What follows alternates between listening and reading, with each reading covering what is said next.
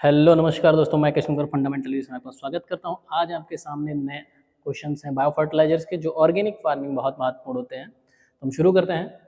Important enzyme involve in nitrogen fixation. वह कौन सा महत्वपूर्ण एंजाइम होता है जो नाइट्रोजन स्थिरीकरण में भाग लेता है? तो आपको बता दें, वो है नाइट्रोजिनेज एंजाइम। ठीक है, ये पूछा जरूर जाता है।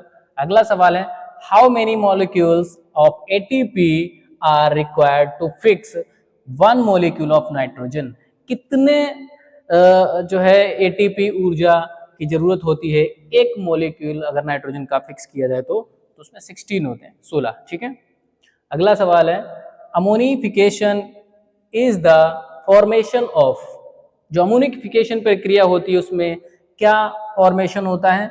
Ammonia from amino acid. इसमें क्या होता है, जो अमोनिया होती है वो एमिनो एसिड में कन्वर्ट हो जाती है। ठीक है। अगला सवाल है हमारा, conversion of nitrates to nitrogen is called. जो नाइट्रेट होती है, जो नाइट्रेट आयन होते हैं, उनको नाइट्रोजन में बदलने की जो प्रक्रिया होती है वो क्या कहलाती है? वो कहलाती है डीनाइट्रिफिकेशन। ठीक है, यहाँ पर नाइट्रोजन का क्या होता है? ह्रास होता है।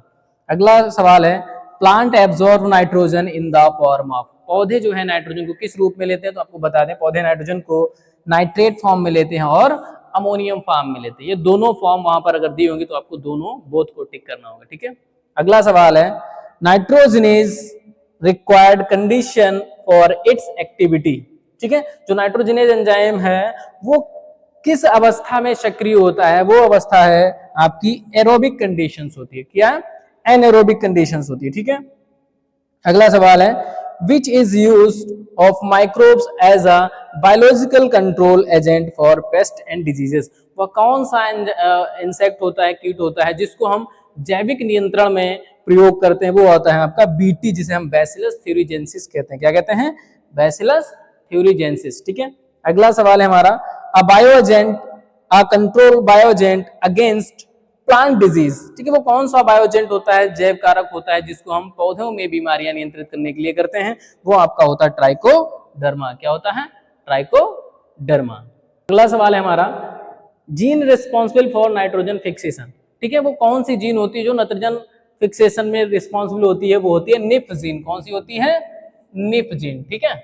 अगला सवाल है, ऑर्गेनिक फार्मिंग वेरिएंट आर। जो ऑर्गेनिक फार्मिंग किसका वेरिएंट है? नंबर 1 बायोडायनेमिक एग्रीकल्चर, दूसरा है लीसा, इसे बोलते हैं लो एक्सटर्नल इनपुट सस्टेनेबल एग्रीकल्चर। ठीक है, लो एक्सटर्नल इनपुट मतलब जो बाहरी इनपुट्स हैं उनको हमें कम से कम अपने खेत में प्रयोग करना है। अगला है नेचुरल एग्रीकल्चर। ठीक है, तो ये तीनों इसके सही है, तीनों इसका लिखा जाएगा। अगला है problems and constant of organic farming.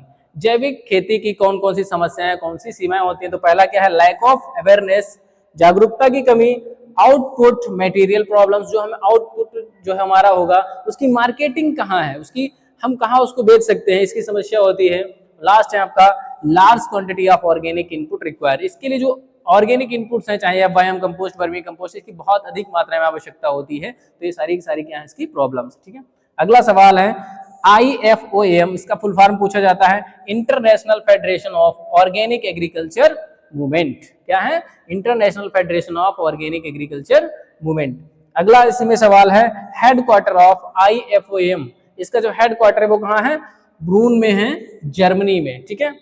अगला सवाल है, NPOP। ठीक है, ये क्या है?